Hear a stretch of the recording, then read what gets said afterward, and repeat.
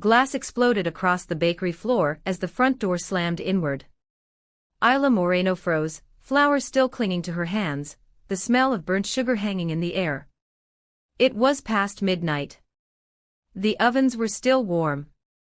No customers were supposed to be here. 3 men stepped inside. They didn't wear masks.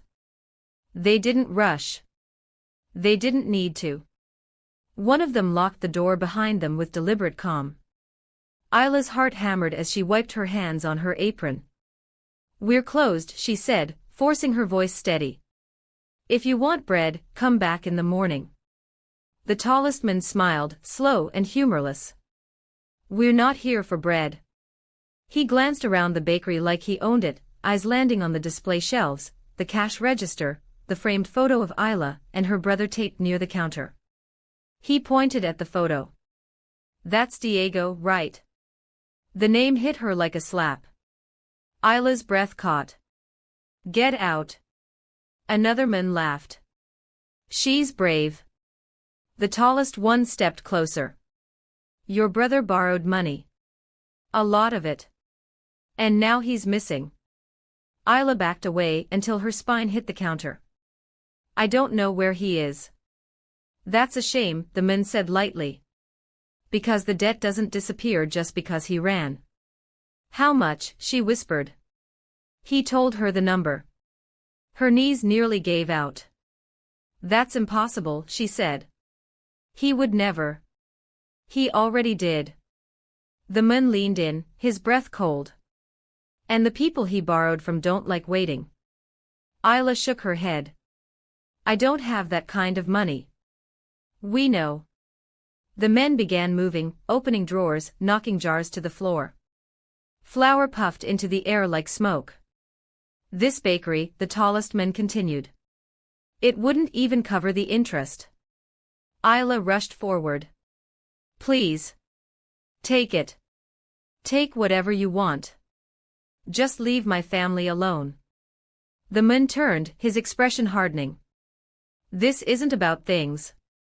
It's about consequences."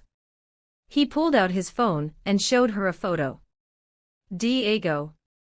Bruised. Bloody. Alive. Ayla sobbed. "Please. I'll do anything." The man studied her for a long moment. Then he smiled again. "Good," he said. "Because someone wants to meet you." The car ride felt endless. Ayla sat between 2 men in the back seat, hands clenched in her lap, the city lights blurring past the tinted windows. She tried to memorize the streets, but after a while everything looked the same. Concrete. Glass. Power. They stopped in front of a towering black building that pierced the night sky. Iron Crest Tower. She'd seen it on the news. Everyone had. No one ever mentioned who owned it. The elevator ride was silent. When the doors opened, the air changed. Thicker. Colder. She was led into a vast office with floor-to-ceiling windows overlooking the city. A single man stood near the glass, hands in his pockets, back turned. He didn't move when they entered. "Sir," the tall man said. "She's here." The man by the window finally turned. Jaerin Kwan. Ayla had imagined someone loud. Brutal. Scarred. Instead, he looked calm. Immaculate. His suit was perfectly tailored. His expression unreadable. His eyes landed on her like a blade. "Leave us," he said. The men exited immediately. Ayla stood alone, her legs trembling. "You're the baker," Jaerin said. She nodded. "Yes." He walked toward her slowly, studying her like an object. "Your brother is careless." "I didn't know," she said quickly. "If I had." "Intentions don't erase debt." He circled her once. "You're not special. You're not powerful. You don't have money." Her cheeks burned. "You do have something," he continued. "Time." She looked up, confused. I could have your brother buried before sunrise, he said calmly. I could take your bakery. I could ruin you. Her breath shook. Why haven't you? Because you asked to do anything. Silence stretched between them. What do you want? She whispered. He stopped in front of her. You'll work for me. She frowned. I don't understand. You will move into my estate, he said. You will serve as a maid. You will follow every rule. No questions. No contact with the outside world. Ayla stared at him. For how long? Until the debt is paid. That would take years, she said. Then you'll stay years. Her chest tightened. If I refuse? He met her eyes, unblinking. Then your brother dies tonight. Tears streamed down her face. You don't have to love it, Jarin said coldly. You just have to survive. Ayla nodded slowly. I'll do it. Good. He turned away. Take her. As she was led out, her voice broke. Will my brother be safe? Jarin didn't turn back. As long as you don't disappoint me. Ravenhall Estate was not a house. It was a fortress. Steel gates rose like jaws as the car approached. Guards with weapons watched her through tinted visors. The gates opened, then closed behind them with a final metallic thud. Ayla swallowed. Inside, everything was quiet. Too quiet. She was led through polished corridors into a large service hall where a woman waited. Helena Cross. She looked Ayla up and down with open disdain. This is her. Yes, the guard said. Helena's lips curled. She looks fragile. Ayla straightened. I can work. Helena ignored her. Rules here are simple. You speak when spoken to. You look at the floor unless instructed otherwise. You don't touch anything that isn't assigned to you. She tossed Ayla a plain black uniform. Change. Ayla hesitated. My things. Helena snapped her fingers. A guard took Ayla's phone, wallet and bag. No personal items, Helena said. You belong to the estate now. Belong. Ayla's throat tightened as she changed in silence. The uniform was stiff. Unforgiving.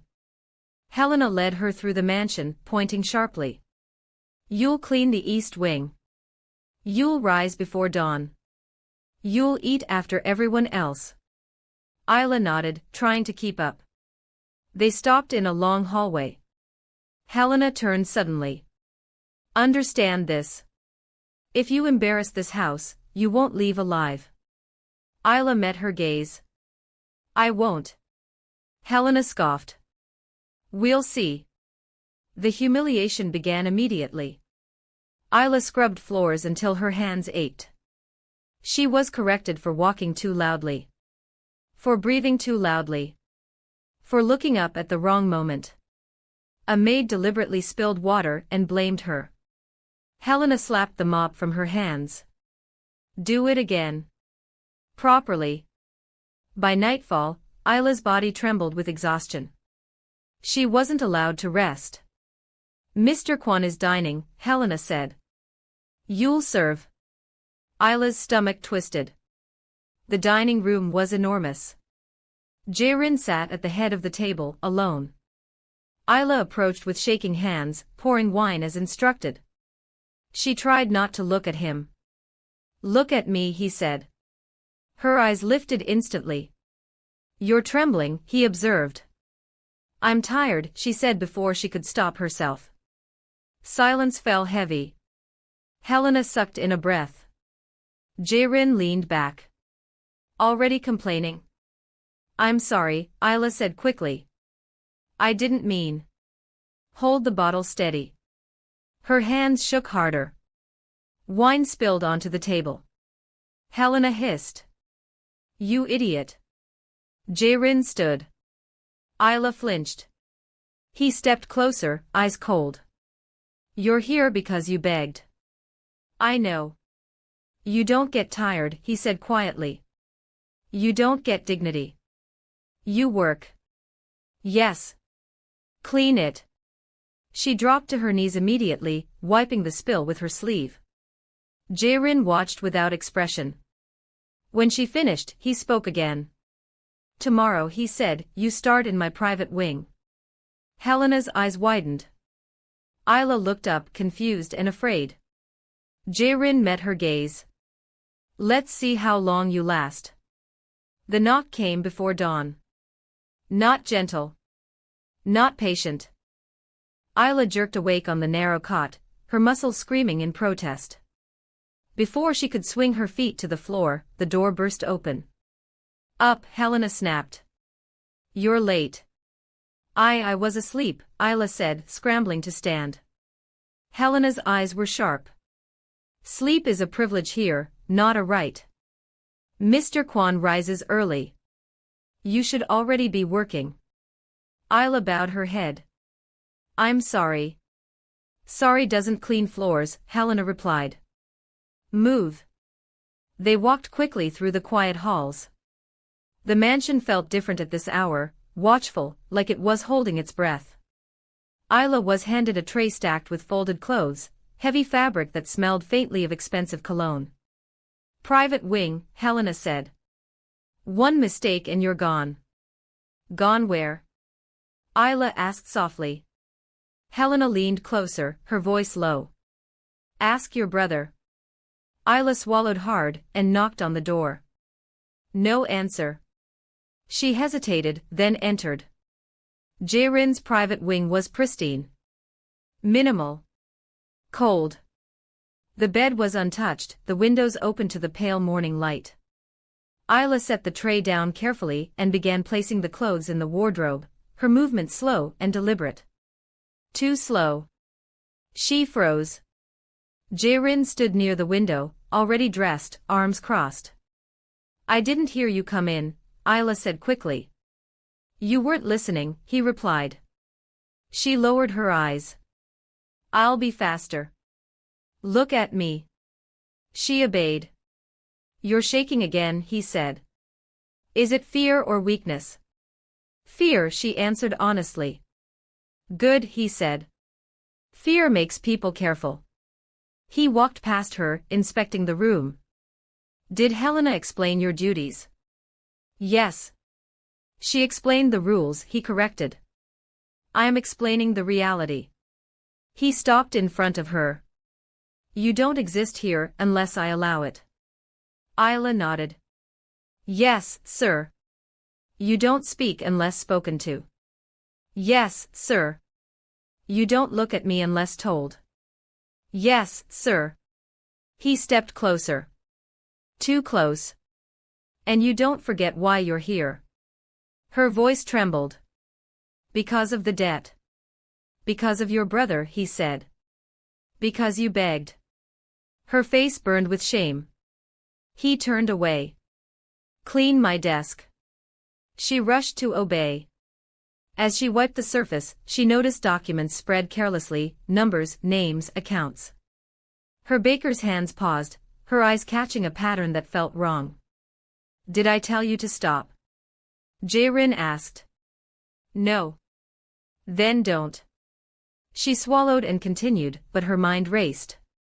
When she finished, he glanced at the desk, then at her. You hesitated. I'm sorry. Why? She hesitated again. Helena's warning echoed in her head. Speak, he said. The accounts, she said quietly.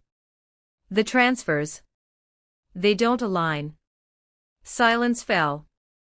Jae-rin turned slowly. Explain. She gestured nervously. The outgoing amounts exceed the expected margins. It looks like siphoning. Helena, standing near the door, stiffened. Jae-rin studied Ayla's face. You're a baker. Yes. Then why do you understand this? My father ran a shop, she said. I helped with records. And I pay attention. Jarin stared at her for a long moment. Interesting, he said finally. Helena scoffed. She's guessing. Are you? Jarin asked. Ayla shook her head. No. He turned to Helena. Have finance review it. Helena's jaw tightened. Yes, sir. As they left, Ayla's legs felt weak. She hadn't meant to speak. She hadn't meant to stand out. The punishment came later. Ayla was summoned to the courtyard where the staff had gathered. She stood in the center, confusion twisting her stomach. Helena stepped forward. You overstepped. I was trying to help, Ayla said softly. You embarrassed the house, Helena snapped. You made assumptions. Jarin watched from the balcony above, expression unreadable. Helena handed Ayla a bucket and brush. Scrub. The courtyard tiles were already spotless. Ayla dropped to her knees. The staff whispered as she worked, the sun climbing higher, heat pressing down on her back. Her hands blistered. Sweat stung her eyes. She didn't stop. Louder, Helena ordered when Ayla's scrubbing slowed. I'm trying, Ayla said through clenched teeth. Try harder. Hours passed. Finally, a shadow fell over her. Jarin stood before her. Look up, he said. She raised her face, streaked with sweat and grime. Did you learn something today? He asked. Yes, she whispered. What? That silence is safer. He studied her, then turned away. Good. He paused. Bring her water. Helena hesitated, then obeyed. Ayla drank greedily, relief flooding her. That night, she collapsed into bed, every muscle screaming. She dreamed of ovens and fire, and her brother's face disappearing into darkness. The days blurred together. Work. Correction. Silence. But something shifted. Jarin began calling her more often. Stand there, he'd say. Listen. She listened as meetings unfolded, absorbing words she didn't understand fully but remembered anyway. One evening, voices rose. You're bleeding us, Jarin said coldly. Marcus Vale stood stiffly across from him. That's an accusation. It's an observation, Jarin replied. One my maid noticed. Marcus's eyes flicked to Ayla, sharp with irritation. A maid, he scoffed. You're trusting a servant. Jarin's gaze hardened. I'm trusting patterns. After Marcus left, Ayla spoke without thinking. He hates me. Jarin looked at her. He should. She blinked. Why? Because you see, he said. And people like him don't like being seen. That night, Ayla was cornered in the corridor. Another maid blocked her path. You think you're special. I don't, Ayla said. You're nothing, the woman hissed. Remember that. Ayla nodded. I know. The woman shoved her aside. Ayla didn't fight back. She just kept walking. The next morning, Helena pulled her aside. You're being watched, Helena said quietly. Careful. Ayla's heart pounded. By who? Everyone. Later that day, Jarin summoned her again. Sit, he said. She hesitated. I didn't say kneel. She sat. He poured 2 glasses of tea, slid one toward her. Her hand shook as she took it. You're not like the others, he said. I'm just trying to survive. So am I, he replied. Their eyes met. For the first time, she didn't look away. Ayla learned quickly that being noticed was more dangerous than being invisible. The summons came in the middle of the night. 2 guards appeared at her door without explanation. No shouting. No threats. Just a silent command. Come. Her stomach tightened as she followed them through the dark corridors. The mansion felt colder at night, shadows stretching along the walls like they were alive. She was led not to Jae-rin's office but to the lower level. The underground conference room. The door opened and voices cut off mid-sentence. Every head turned toward her. Men in tailored suits. Hardened faces. Eyes that measured weakness the way butchers judged meat. At the center of the room stood Marcus Vale. Jae-rin sat at the head of the table, fingers steepled, expression unreadable. Ayla's heart pounded so loudly she was sure everyone could hear it. "Why is she here?" Marcus demanded. Jae-rin didn't look at him. "She's listening." Marcus laughed sharply. "She's a maid." "She's observant," Jae-rin replied. Marcus's gaze slid back to Ayla, cold and assessing. "Do you even understand what's being discussed?" Ayla opened her mouth, then closed it. Jae-rin's voice was calm. "Answer." She swallowed. "You're arguing about money that's already gone." Silence slammed into the room. Marcus's smile vanished. "Excuse me." Ayla's pulse raced. "The numbers don't balance because the funds were moved weeks ago. The argument is pointless." A chair scraped loudly as Marcus leaned forward. "You're accusing someone in this room." Ayla's throat tightened. "I'm stating what I see." Marcus stood. "You see nothing." Jae-rin stood too. The room froze. "Sit down," Jae-rin said quietly. Marcus hesitated. The guards shifted. Marcus sat. Jae-rin turned to Ayla. "Leave." She didn't need to be told twice.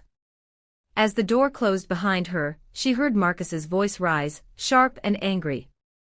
"You're letting a servant undermine us." Ayla didn't hear the rest. But she felt it. The retaliation came swiftly. Her workload doubled. Mistakes were invented. Redo it. Again. Wrong. She was denied food until her hands shook from hunger. Other maids avoided her, fear written on their faces. One afternoon, Helena cornered her near the laundry room. "You've made enemies," Helena said quietly. "I didn't mean to," Ayla replied. "That doesn't matter." Ayla looked up. "Why are you warning me?" Helena hesitated. "Because I've seen this before." "Seen what?" "People who get close to power," Helena said. "They don't survive long." That night, Ayla found her pillow soaked. Water dripped steadily from the ceiling above her bed. She stared up, exhausted. Someone was sending a message. The ambush happened 3 days later. Jae-rin was supposed to attend a private meeting off-site. Ayla overheard guards discussing routes while she cleaned nearby. Something felt wrong. The timing. The route. The secrecy. Her chest tightened. She waited until Jae-rin passed her in the hall. "Sir," she said without thinking. He stopped. Helena sucked in a breath. Jae-rin turned slowly. "Speak." "Don't go," Ayla said quietly. The hallway went still. "Explain," he said. "The route," she whispered. "It's compromised." Marcus appeared at the end of the corridor. "What is this nonsense?" Ayla's hands trembled. "The guards talked about changing paths last minute." "That means someone leaked the original." Marcus scoffed. "Paranoia." Jae-rin studied her face. "Delay the meeting," Ayla said. "Please." For a moment, no one breathed. Jae-rin turned to his guards. "Stand down." Marcus's eyes flashed. "You're listening to her again?" "Yes," Jae-rin said flatly. Hours later, the news came. A convoy matching Jae-rin's original route had been attacked. Every man inside was dead. The mansion erupted into chaos. Jae-rin stood in his office, fists clenched, fury barely contained. He dismissed everyone but her. When the door closed, he spoke. You saved my life. Ayla's legs gave out. She sank into the chair. I was scared, she admitted. I didn't want to be wrong. He laughed once. Sharp.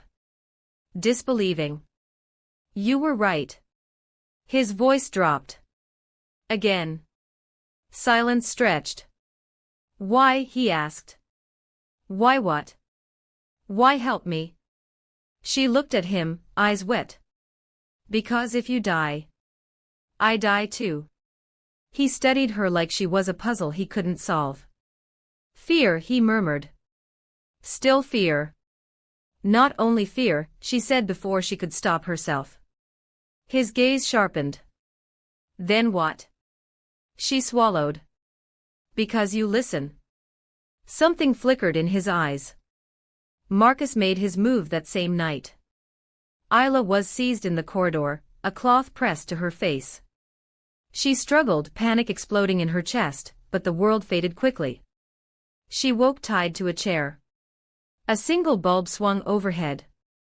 Marcus stood in front of her, smiling. You're troublesome, he said. Ayla's mouth was dry. You're afraid. Marcus laughed. Of you?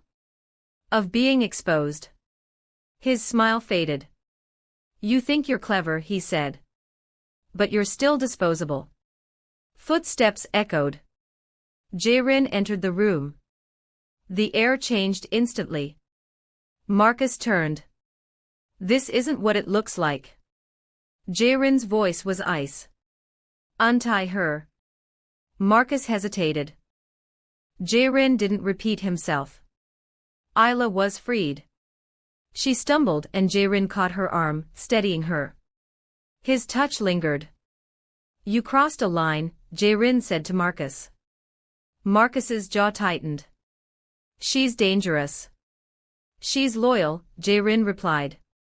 Marcus scoffed. To you. That's enough. Guards moved in. Marcus's voice rose. You're choosing a maid over your empire. Jaerin stepped closer. No. I'm choosing the truth. Marcus was dragged away, shouting. Ayla's knees buckled. Jaerin caught her fully this time, holding her upright. For a moment, neither moved. You should be afraid of me, he said quietly. I am, she whispered. Good. He released her slowly. Because if I fall, I'll take everything with me. She met his gaze. I know. And for the first time, he believed her. Ayla did not sleep that night. Every time she closed her eyes, she saw Marcus's smile. Heard his voice. Felt the cold certainty that she had crossed a line that could never be uncrossed. By morning, the mansion knew.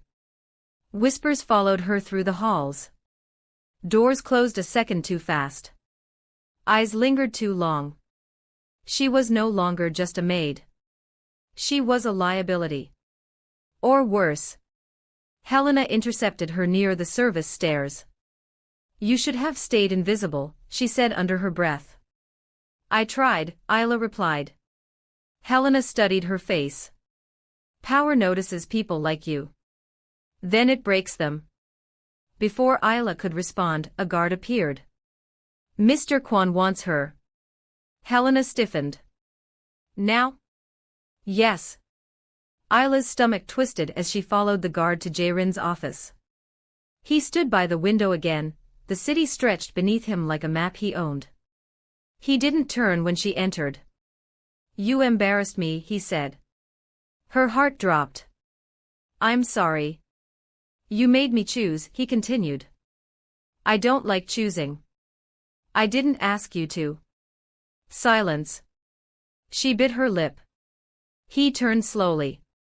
Do you know what happens when people think they matter in my world? They get hurt, she said quietly. They get crushed, he corrected. Because power doesn't forgive closeness. He walked toward her. Marcus was useful. Dangerous but useful. I didn't plan for him to. You planned nothing, Jae-rin snapped. That's the problem. His anger was sharp now, controlled but lethal. You think saving my life earns you something, he asked. No, she said quickly. I never. Look at you, he said, eyes raking over her. Standing here. Speaking. Existing where you shouldn't. Her cheeks burned. Then punish me. The words surprised them both. He paused. What? If I crossed a line, she said, voice shaking but steady, then punish me. But don't pretend this is about loyalty. You listened because you wanted to. His jaw tightened. You're bold, he said. I'm scared, she replied. There's a difference. Silence stretched between them, thick and dangerous. Finally, he turned away. Get out. Relief and fear tangled in her chest as she bowed and left. But the punishment didn't end there. That evening, she was ordered to serve at a gathering. Not just any gathering. The syndicate dinner. The long table was filled with men who controlled Iron Crest from the shadows. Their laughter was loud, sharp-edged. Their eyes followed her as she poured drinks. This is the maid, one man asked openly. She doesn't look dangerous. Marcus's absence was noticeable. She's the one who whispered in Kwan's ear, another said. Ayla's hands trembled as she served. One man deliberately shifted his glass at the last second. Wine spilled down the table. Clumsy, he said, smiling. I'm sorry, Ayla whispered, reaching to clean it. On your knees, he said. The room went quiet. Ayla froze. Jae-rin's gaze lifted sharply. The man smirked. Or is she too precious now? Ayla dropped to her knees before Jae-rin could speak. Her heart pounded as laughter rippled around the table. She scrubbed the spill with shaking hands, humiliation burning her skin. Pathetic, someone muttered. Enough, Jae-rin said suddenly. The room stilled. She's a servant, he continued coldly. Not entertainment. The men chuckled, backing off. Ayla stood slowly, face burning, eyes fixed on the floor. After the dinner, she was summoned again. You humiliated yourself, Jae-rin said. I did what was expected. No, he said sharply. You did what you thought would protect me. She looked up. Did it? He didn't answer. Instead, he stepped closer. You think I pulled you out of that room because I care? Her throat tightened. I don't know. I did it because they were testing me, he said. And you were the test. The words stung more than the humiliation. I understand, she said softly. Do you? He asked. She nodded. I am expendable. His eyes darkened. Say it again. I am expendable. Good, he said. Because forgetting that will get you killed. He dismissed her with a wave. That night, Ayla cried silently into her pillow. The next day brought worse. Marcus had not been executed. He had disappeared. And with him, millions. Jae-rin's rage was contained but explosive. Orders flew. Guards doubled. The mansion felt like a loaded gun. Ayla kept her head down. It didn't matter. She was summoned again, this time to the underground vault. Sit, Jae-rin ordered. She obeyed. Marcus took everything he could, he said. Accounts, contacts, leverage. I warned you, she said before thinking. His eyes snapped to hers. Careful. She swallowed. I'm sorry. He exhaled slowly. You didn't cause this. But you're part of it. Her chest tightened. What does that mean? It means, he said, stepping closer, that if this collapses, you go down with it. Fear surged through her. Why keep me here, she asked. Why not send me away? Because, he said quietly, I don't trust anyone else. The admission hung between them, heavy and dangerous. I don't belong here, she whispered. No, he agreed. You don't. He reached out, then stopped himself. His hand hovered inches from her face before dropping. Get some rest, he said. Tomorrow will be worse. Tomorrow was worse. An attack on a warehouse. 2 dead. 1 traitor unaccounted for. Ayla overheard conversations she shouldn't. Saw maps she wasn't meant to see. And then came the accusation. Helena confronted her in the service hall. You talk too much. I don't, Ayla said. People think you influence him, Helena replied. That makes you dangerous. I don't want power, Ayla said desperately. I want my brother safe. Helena's expression softened slightly. Then survive. That night, Ayla was locked out. Her room door wouldn't open. She slept on the floor outside the service hall, cold and exhausted. In the early hours, footsteps approached. Jarin stopped in front of her. What are you doing here? He demanded. I wasn't allowed inside, she said quietly. His jaw tightened. Who did this? She shook her head. It doesn't matter. He stared at her for a long moment. Then he held out his hand. She hesitated. Get up, he said. She took his hand, rising slowly. As he led her away, she felt the weight of every eye watching. And she knew. Whatever this was between them, it was no longer safe. She dropped instantly as bullets tore into the wall above her head. Dust filled the air. Her ears rang. Where's Mr. Kwan? Someone yelled. Another voice answered, panicked. Private wing, he's surrounded. Ayla's heart slammed against her ribs. Without thinking, she ran. The corridors were chaos. Alarms blared. Men shouted orders over one another. She slipped on polished floors slick with blood, her bare feet stinging, lungs burning. She reached the private wing just as a body hit the ground in front of her. Jarin stood inside the room, gun raised, calm and deadly even as smoke filled the air. 2 attackers lay motionless at his feet. Ayla. His voice cracked for the first time she'd ever heard. What are you doing here? She ran to him. They're inside the estate. It's an inside job. He grabbed her arm. Get out. Now. No, she said, breathless. Marcus. His eyes hardened instantly. He's back, she continued. This is his final move. He wants you alive long enough to watch everything burn. Another burst of gunfire echoed down the hall. Jarin swore under his breath. He pulled her behind him as bullets slammed into the doorway. You shouldn't be here, he said tightly.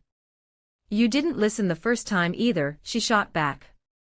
Despite everything, a sharp, humorless smile flickered across his face. Stay behind me, he ordered. They moved together through the smoke-filled corridor, guards closing in around them. The estate felt like it was collapsing inward, betrayal echoing in every shot fired.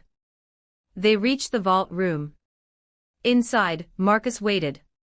He stood calmly, hands in his pockets, blood splattered across his suit like an accessory. Several armed men flanked him. Well, Marcus said lightly. You always were hard to kill. Jarin raised his gun. It's over. Marcus laughed. No. It's just honest now. His eyes slid to Ayla. I told you she was dangerous. Ayla's hand shook but she stood her ground. You stole from him, she said. You planned this for years. Marcus shrugged. I took what I deserved. Jarin's voice was ice. You used my house. My people. And your maid, Marcus replied. Funny, isn't it? A baker brings down an empire. Ayla stepped forward before Jarin could stop her. You lost because you underestimated him. And me. Marcus's smile vanished. You think he loves you? The word hung in the air like a blade. Jaerin stiffened. Marcus leaned closer. Tell me, Ayla. If I pull the trigger, do you think he'll hesitate? The gun lifted. Everything slowed. Jaerin moved first.